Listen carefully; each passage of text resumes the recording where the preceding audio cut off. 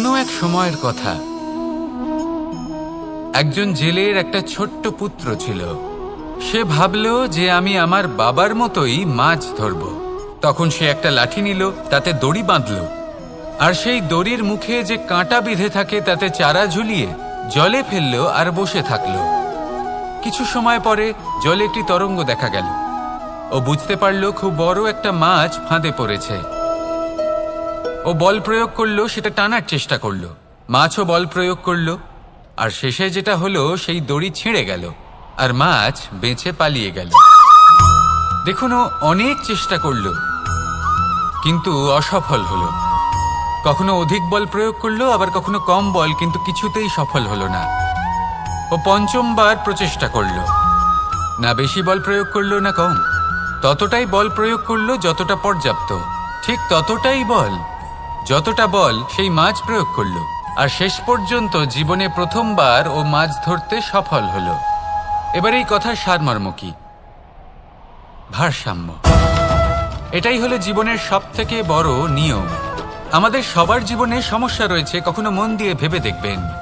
জীবনে যদি কোনো ক্ষুদ্র সমস্যা বা ছোট সমস্যা থাকে আর সেটা সমাধান করার জন্য আপনি বেশি চেষ্টা করছেন, তাহলে তার দ্বারা সমাধান হয় না, বরং আরো বিপদ বেড়ে যায়। যখন কোনো বড় সমস্যা থাকে আর আপনি কম চেষ্টা করতে থাকেন, তখন সমাধান হয় না, তা চলতেই থাকে। শুধু এটাই হলো ব্যাপার। জীবনের সমস্ত সমস্যার একটা ভারসাম্য বজায় রাখা, যদি এটা আপনি শিখে ফেলতে পারেন, জীবনটা আপনার হাতের মুঠোয় থাকবে। আসুন আমার সাথে ভালোবেসে বলুন, রাধা রাধা। আপনি কখনো কোনো বাজকে নিজের বাসা বানাতে দেখেছেন? এই বাজ যখনই কোনো বাসা বানায় তখন উঁচু গাছের ডালে বা কোনো পর্বতের শিখরে বাসা বানায়, অনেক উচ্চতায়, আর সেখানে তার সন্তানও জন্মগ্রহণ করে। যখন এই সন্তানেরা জন্মায় তখন এই বাজ খুবই ভালোবেসে এবং খুব সাবধানে এদের পালন পোষণ করে। নিজের ঠোঁট দিয়ে তাদের ঠোঁটে খাবার পরিবেশন করে। কিন্তু যেই সেই সন্তানেরা হৃষ্টপুষ্ট হয়ে যায় এবং সেই কথা বাজ নিজে বুঝতে পেরে যায়, সেই বাজ নিজেই সেই বাসা ছিন্ন ভিন্ন করে দেয়। সেই সন্তান যাদের সবেমাত্র ডানা গজিয়েছে, কিভাবে উড়তে হয় তারা জানে না, সেই সন্তানগুলিকে উচ্চতা থেকে ঠেলে দেয়। সেই সন্তান প্রথমে ভয়ভীত হয়ে যায়। তারা সামনে মৃত্যুকে দেখতে পেয়ে ভয়ের কারণে তাদের ডানা ঝাপটাতে থাকে, আর সেই প্রক্রিয়াতেই সেই সন্তানগুলি উড়তে শুরু করে দেয়। এবার এই ঘটনায় আমরা কি শিক্ষা পেতে পারি? এটাই, যদি আপনি মাতা পিতা হন তাহলে নিজের সন্তানকে অবশ্যই স্নেহ করুন, কিন্তু তাদেরকে নিজের আঁচলের তলায় বেঁধে রাখবেন না। যদি আপনি চান আপনার সন্তান জীবনে উন্নতি করুক, তাহলে নিজের মুঠো থেকে তাদের স্বতন্ত্র করে দিন। এই সংসারে সংঘর্ষ করতে দিন।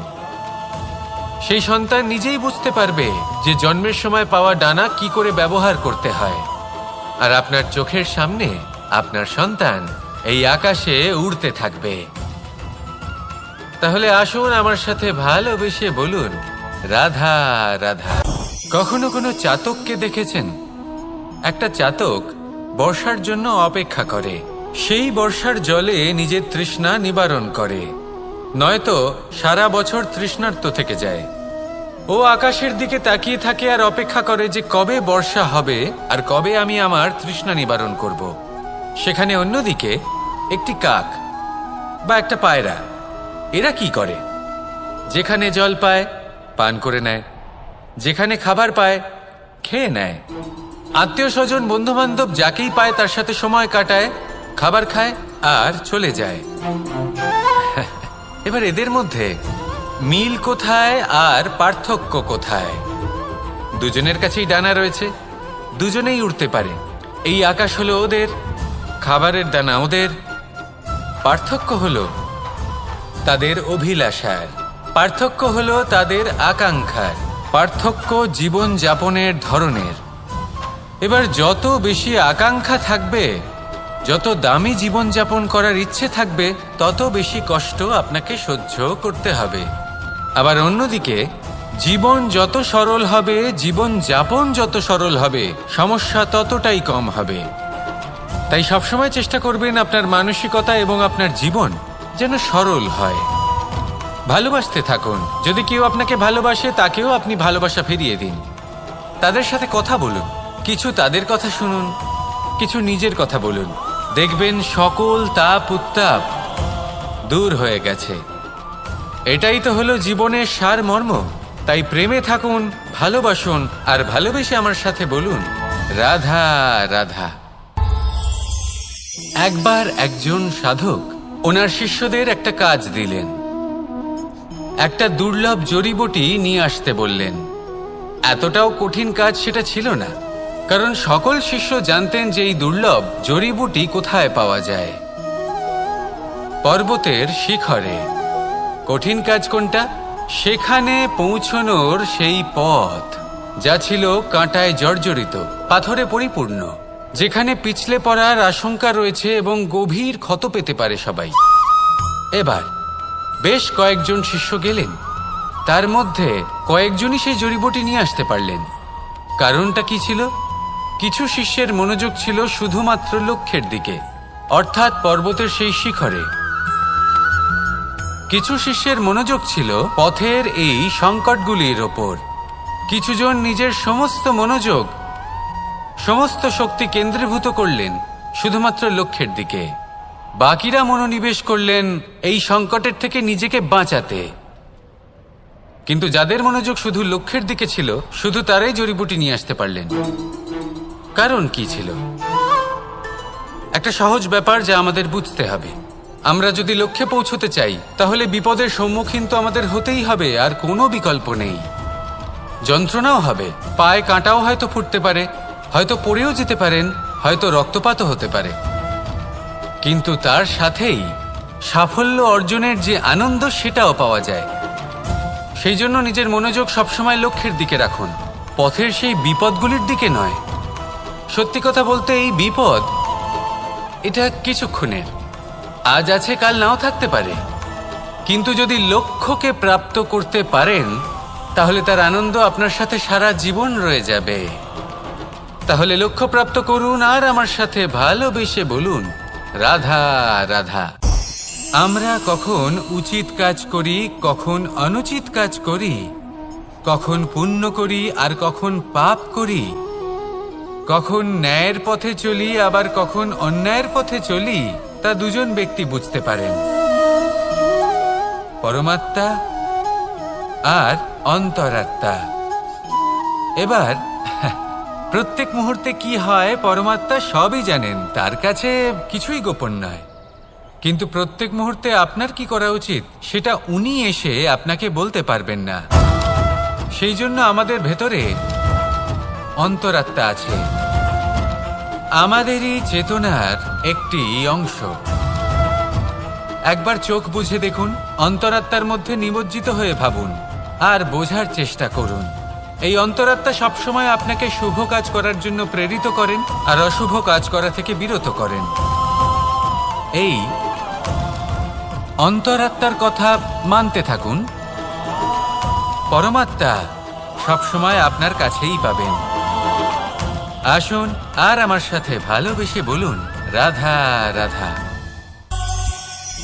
মানুষের জীবনে দুই ধরনের আবেগ থাকে যা চিরকাল তার সাথে বসবাস করে। প্রথম স্বপ্ন, দ্বিতীয় অজুহাত। মানুষ হাজার হাজার স্বপ্ন দেখতে পারে, আমাকে এই কাজ করতে হবে, আমাকে ওখানে ঘুরতে যেতে হবে, আমায় জীবনে এই অসম্ভব কাজ বাস্তবায়িত করে দেখাতে হবে, আদি ইত্যাদি। এবার ঠিক যেমন স্বপ্ন দেখেন, সেইভাবে অজুহাতও খুঁজে নিয়ে আসেন।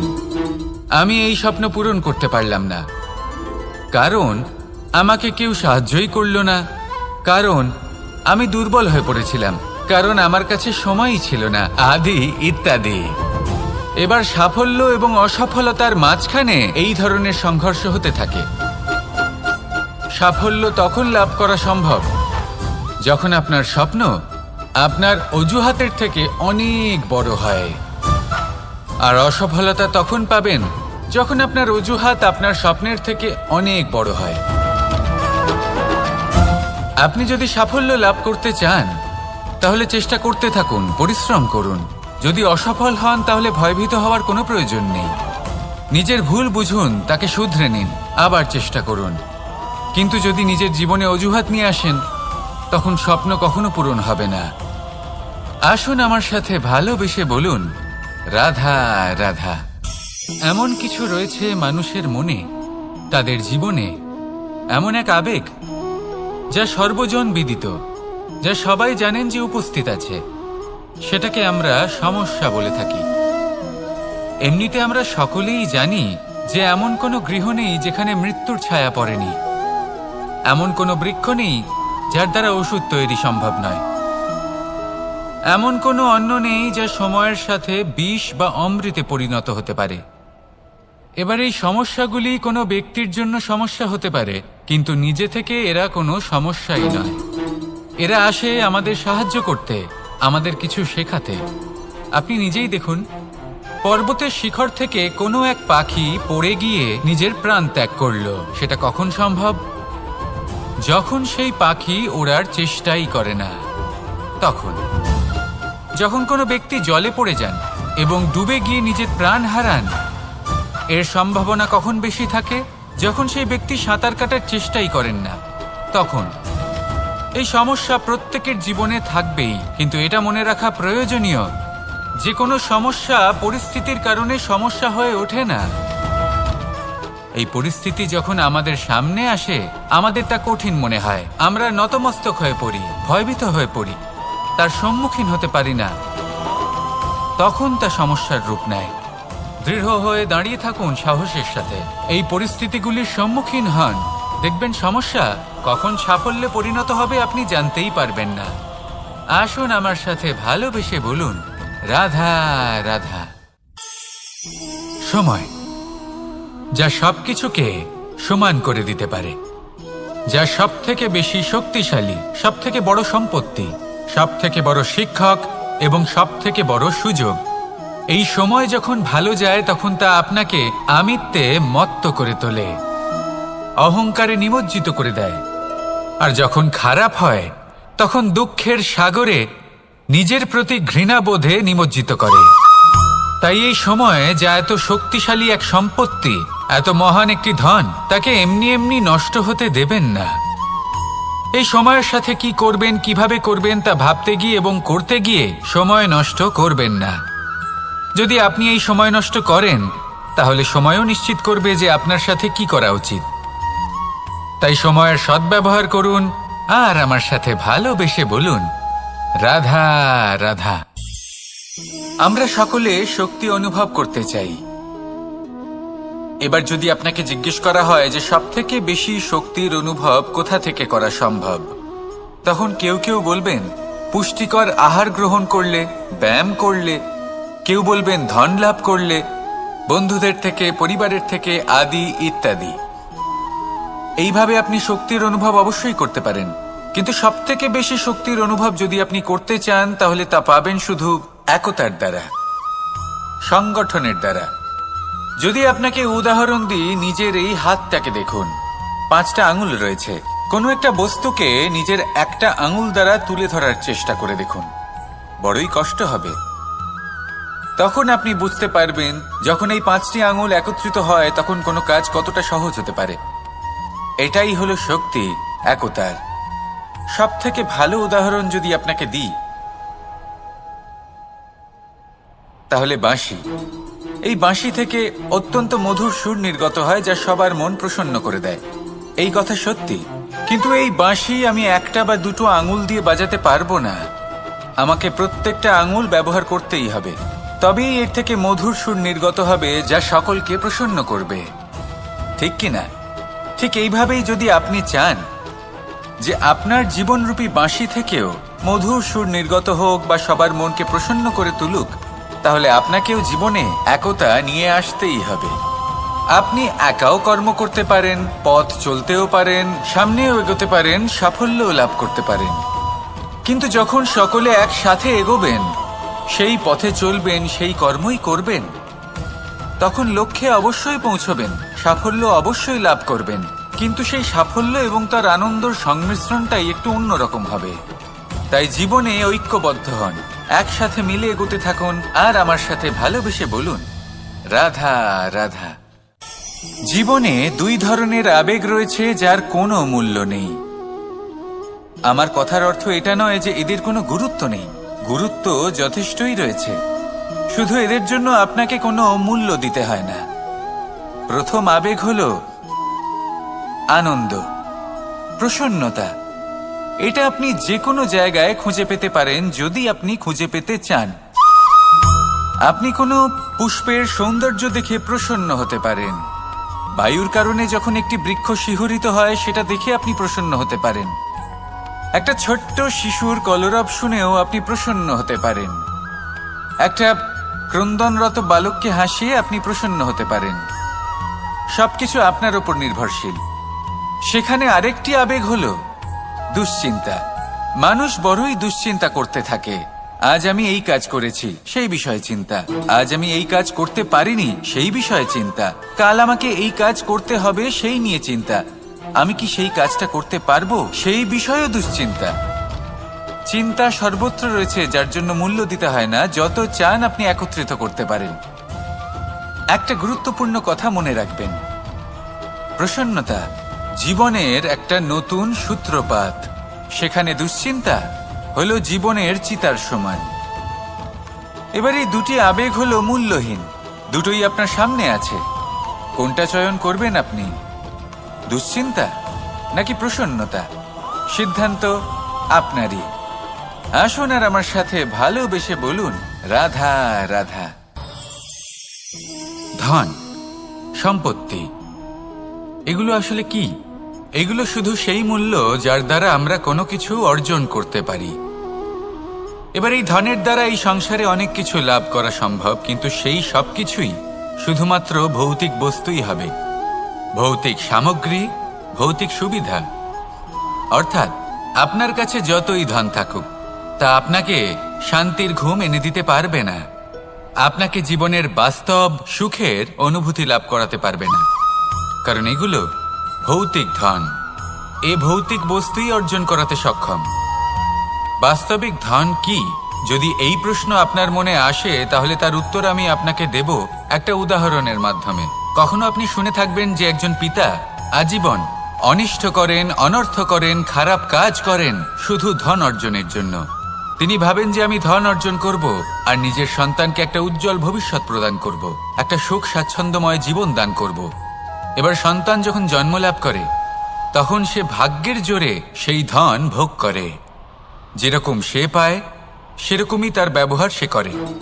কখনো আপনি এটাও দেখে থাকবেন যে সেই সন্তান সমস্ত ধন নষ্ট করে ফেলে, আর সেই পিতা যিনি সমস্ত ধন সঞ্চয় করেছেন, যিনি সেই ধনের প্রভু, আজ সেই ধনের প্রহরী হয়ে রয়েছেন। এবার এরকম কেন হয়? এরকম তখনই হয় যখন সেই পিতা বুঝতেই পারেন না যে তার জীবনের আসল ধন কি। সেই আসল ধন তার সন্তানকে সে দিতেই পারে না। যদি পিতা তার সন্তানকে কর্মের জ্ঞান দিতে পারেন, উচিত কোনটা অনুচিত কোনটা সেই শিক্ষা দিতে পারেন, সংস্কারের প্রকৃত শিক্ষা দিতে পারেন, তবে সেটা ধনের থেকে অনেক বেশি গুরুত্বপূর্ণ। এটাই হলো জীবনের বাস্তব ধন। আপনি সেই কথা তো অবশ্যই শুনে থাকবেন, কুসন্তান হলে ধন সঞ্চয় করে কি হবে, সুসন্তান হলে ধন সঞ্চয় করে কি হবে। সন্তান যদি কুপুত্র হয় তাহলে সব নষ্ট করে ফেলবে, আর সন্তান যদি সুপুত্র হয় তাহলে ধন থাকুক না থাকুক, সে নিজেই কর্মের পথে অগ্রসর হয়ে ধন অর্জন করবে আর নিজের জন্য এক উজ্জ্বল ভবিষ্যৎ গড়ে তুলবে। তাই সন্তানকে সম্পদ দেওয়ার আগে কর্মের জ্ঞান দান করুন, সুশিক্ষা দিন, কারণ এটাই হলো জীবনের প্রকৃত ধন।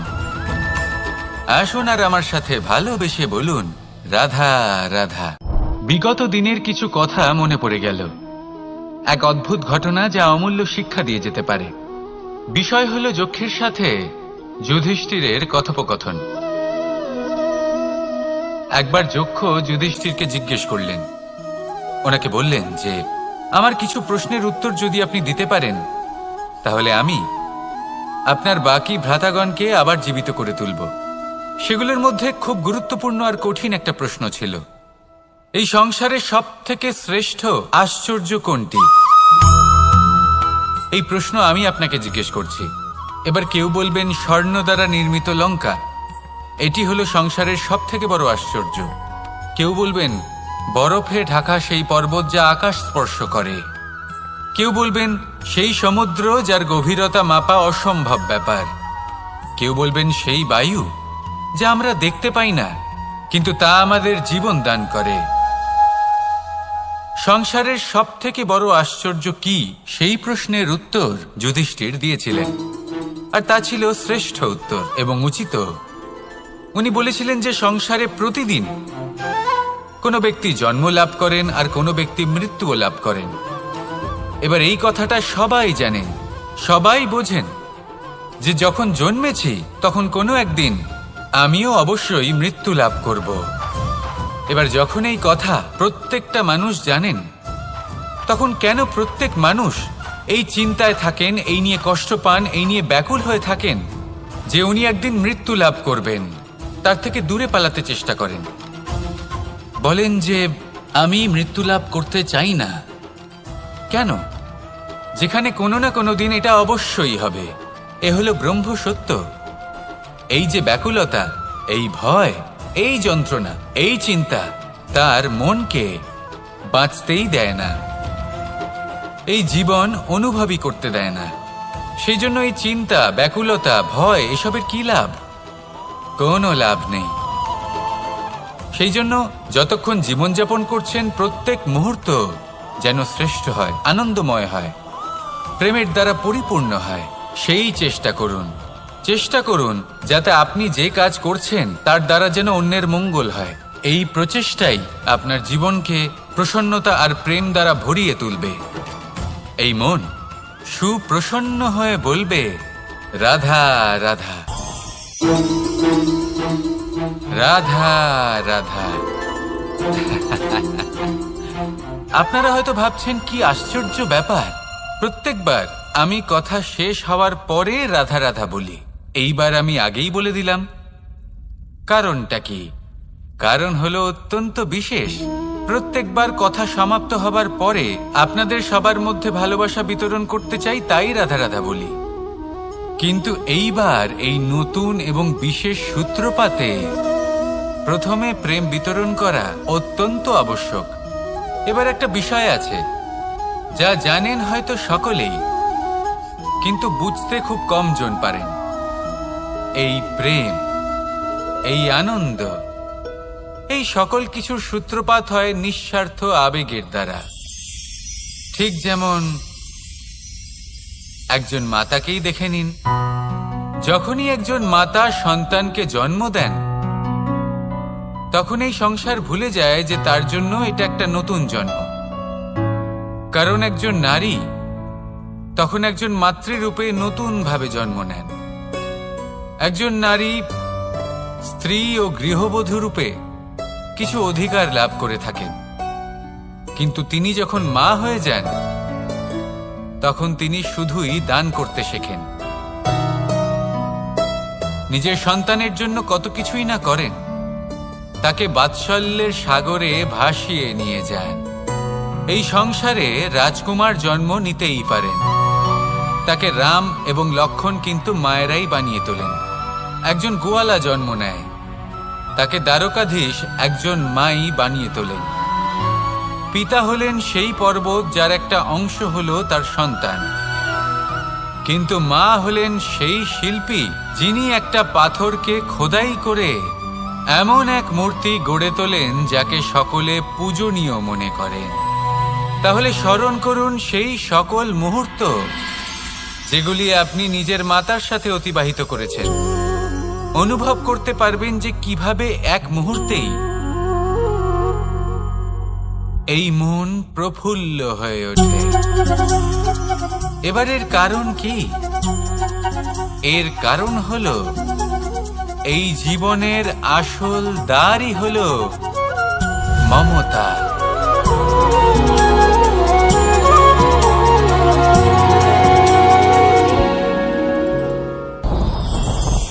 আমার জীবনে পরিচয় হয়েছে অনেক ব্যক্তির সাথে, ভিন্ন ভিন্ন ধরনের মানুষ।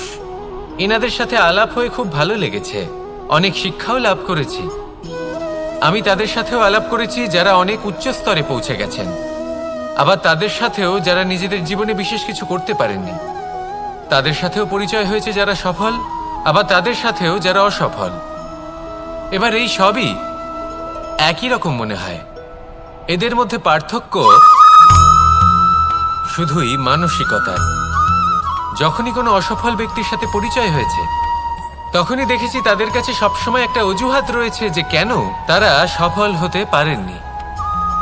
কখনো তারা দোষ দিয়ে থাকেন তাদের ভাগ্যকে, তাদের পরিস্থিতিকে, দোষারোপ করতে থাকেন তাদের মাতা পিতাকে, আত্মীয়দের, বন্ধু বান্ধবদের। কোনো না কোনো অজুহাত সবসময় এদের কাছে থাকে যে কেন তারা সফল হতে পারেননি। সেখানেই যখন সফল ব্যক্তির সাথে পরিচয় হয়, তাদের কাছে সবসময় একটা কারণ থাকে যে কিভাবে এই সমস্যাগুলির ঊর্ধ্বে উঠে সাফল্য লাভ করা যায়। আর সেই কারণ হলো যে যাই হয়ে যাক না কেন, সাফল্য লাভ করতেই হবে। যতই সংঘর্ষ করতে হোক না কেন, যতই সমস্যা আসুক না কেন, সফল আমাদের হতেই হবে। এটাই পার্থক্য মানসিকতার। সত্যি কথা বলতে, আপনার আজকের এই মানসিকতা হলো আপনার আগামী ভবিষ্যতের ইমারতের ভিত। এই মানসিকতা যতটা প্রবল হবে, যতটা শুভ হবে, আপনার ভবিষ্যৎ ততটাই বিশাল এবং সুন্দর হবে। তাহলে সমস্যার উপর নয়, সাফল্যের উপর মনোযোগ কেন্দ্রীভূত করুন, জীবনে এগোতে থাকুন, আর আমার সাথে ভালোবেসে বলুন, রাধা রাধা। অ দিয়ে অন্ত, আ দিয়ে আরম্ভ। এই দুইয়েরই রাশি সমান। যদি আপনি মন দিয়ে দেখেন তবে দেখবেন এদের সম্পর্ক খুবই নিবিড়। কিভাবে?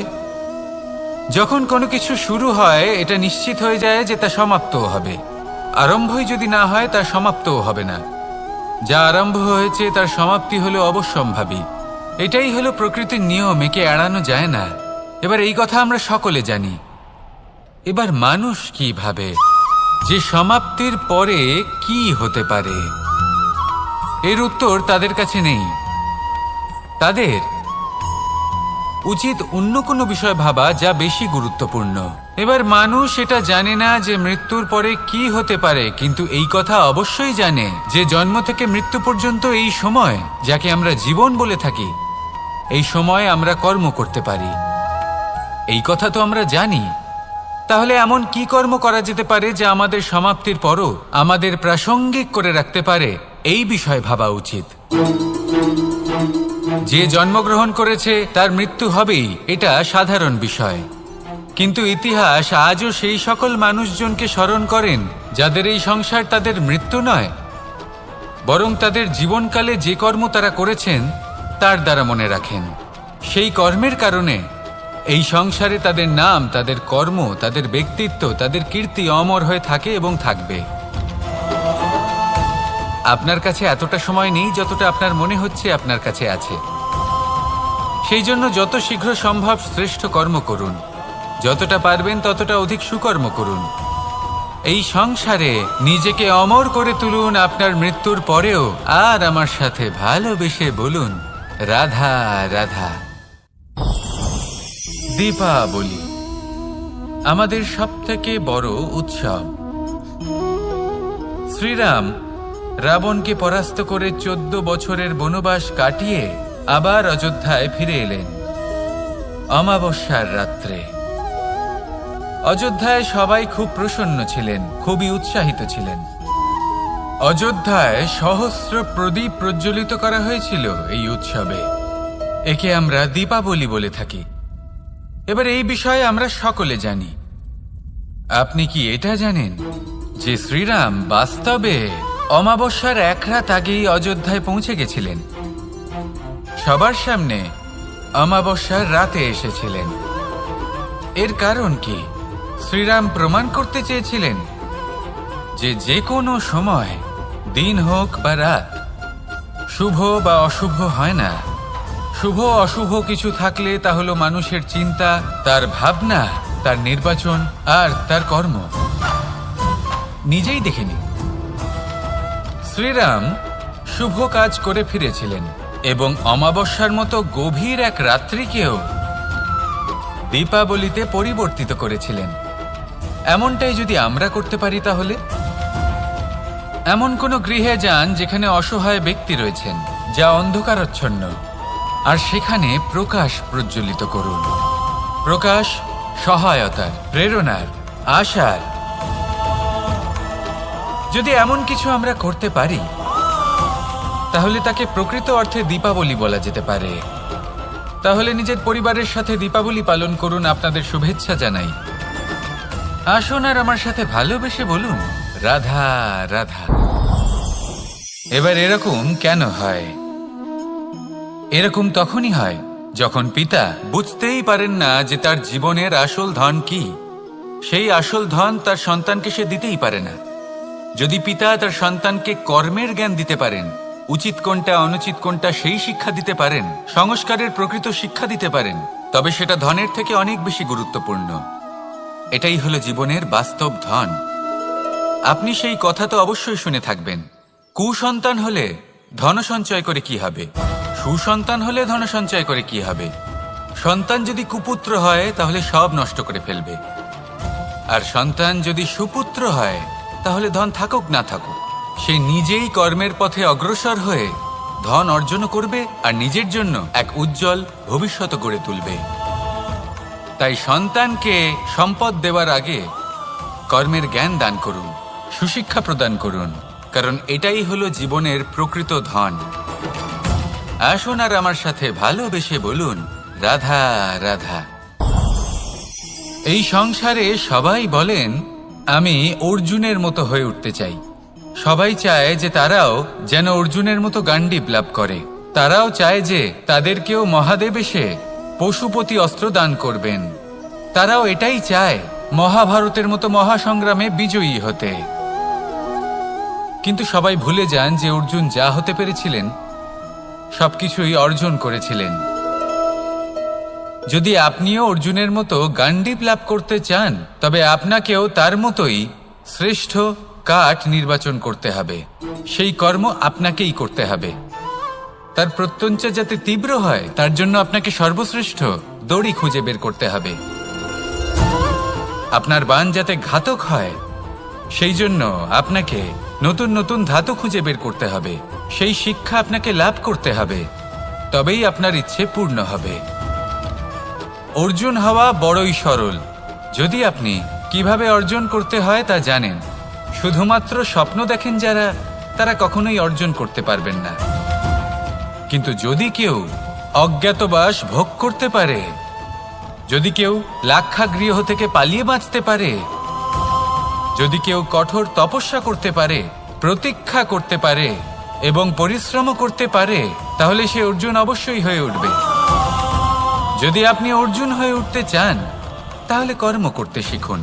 আর আমার সাথে ভালোবেসে বলুন, রাধা রাধা। পাণ্ডবরা বন থেকে এসেছিলেন। ওনাদের কাছে না কোনো ধন ছিল, না কোনো সম্পদ, না বিদ্যা। নিজের পরিশ্রমের দ্বারা ওনারা বিদ্যা অর্জন করেছিলেন, আর তার দ্বারাই সম্পদ অর্জন করলেন আর ধনও অর্জন করলেন। এই পাণ্ডব ছিলেন অত্যন্ত কুশল এবং শক্তিশালী।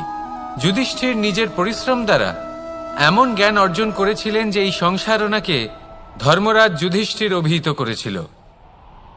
দেখতে গেলে পাণ্ডবদের কাছে সবকিছুই ছিল, কিন্তু যখন বিষয় এলো আরো ধন লাভ করার, তখন যুধিষ্ঠির, যিনি পাণ্ডবদের মধ্যে জ্যেষ্ঠ, তিনি সকল পাণ্ডবদের সাথে দ্যুতক্রীড়ায় অংশগ্রহণ করে ফেললেন।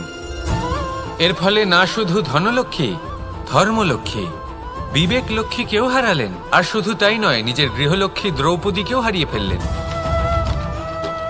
এর কারণ কি? ভুলে গেলেন খুব সহজ একটা কথা, এই সংসারে সম্মান এবং সাফল্য দুটোই পরিশ্রমের দ্বারা লাভ করতে হয়।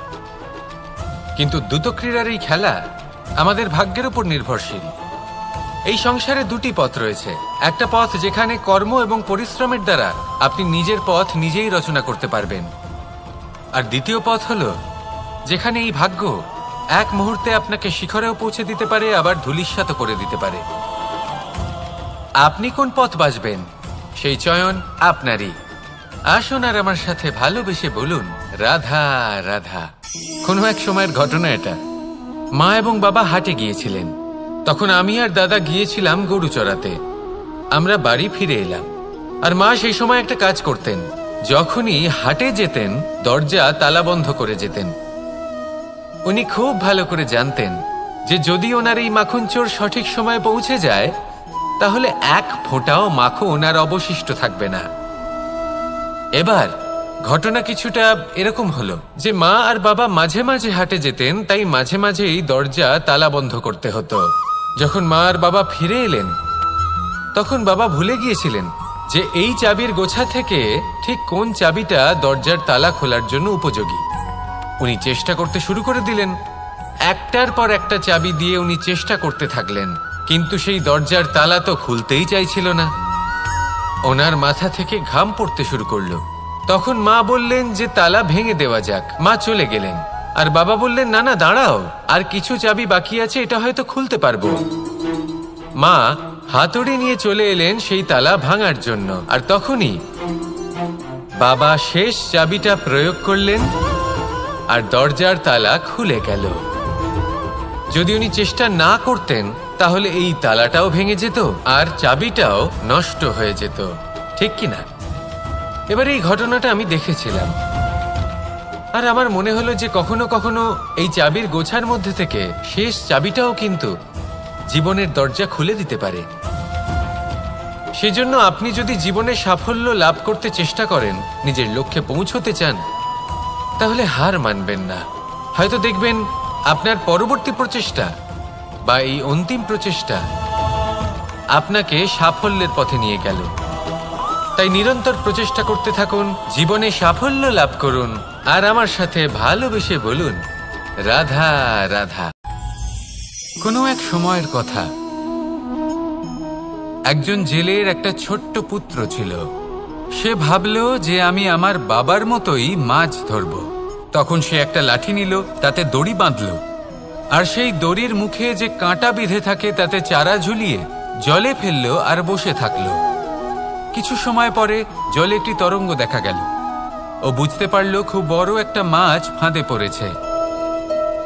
ও বল প্রয়োগ করলো, সেটা টানার চেষ্টা করলো। মাছও বল প্রয়োগ করলো, আর শেষে যেটা হলো সেই দড়ি ছিঁড়ে গেল আর মাছ বেঁচে পালিয়ে গেল। দেখুন, ও অনেক চেষ্টা করলো কিন্তু অসফল হলো। কখনো অধিক বল প্রয়োগ করলো, আবার কখনো কম বল, কিন্তু কিছুতেই সফল হলো না। ও পঞ্চমবার প্রচেষ্টা করলো, না বেশি বল প্রয়োগ করলো না কম, ততটাই বল প্রয়োগ করলো যতটা পর্যাপ্ত, ঠিক ততটাই বল যতটা বল সেই মাছ প্রয়োগ করলো। আর শেষ পর্যন্ত জীবনে প্রথমবার ও মাছ ধরতে সফল হলো। এবার এই কথার সারমর্ম কি? ভারসাম্য। এটাই হলো জীবনের সবথেকে বড় নিয়ম। আমাদের সবার জীবনে সমস্যা রয়েছে, কখনো মন দিয়ে ভেবে দেখবেন। জীবনে যদি কোনো ক্ষুদ্র সমস্যা বা ছোট সমস্যা থাকে আর সেটা সমাধান করার জন্য আপনি বেশি চেষ্টা করছেন, তাহলে তার দ্বারা সমাধান হয় না, বরং আরো বিপদ বেড়ে যায়। যখন কোনো বড় সমস্যা থাকে আর আপনি কম চেষ্টা করতে থাকেন, তখন সমাধান হয় না, তা চলতেই থাকে। শুধু এটাই হলো ব্যাপার। জীবনের সমস্ত সমস্যার একটা ভারসাম্য বজায় রাখা, যদি এটা আপনি শিখে ফেলতে পারেন, জীবনটা আপনার হাতের মুঠোয় থাকবে। আসুন আমার সাথে ভালোবেসে বলুন রাধা রাধা। আপনি কখনো কোনো বাজকে নিজের বাসা বানাতে দেখেছেন? এই বাজ যখনই কোনো বাসা বানায় তখন উঁচু গাছের ডালে বা কোনো পর্বতের শিখরে বাসা বানায়, অনেক উচ্চতায়, আর সেখানে তার সন্তানও জন্মগ্রহণ করে।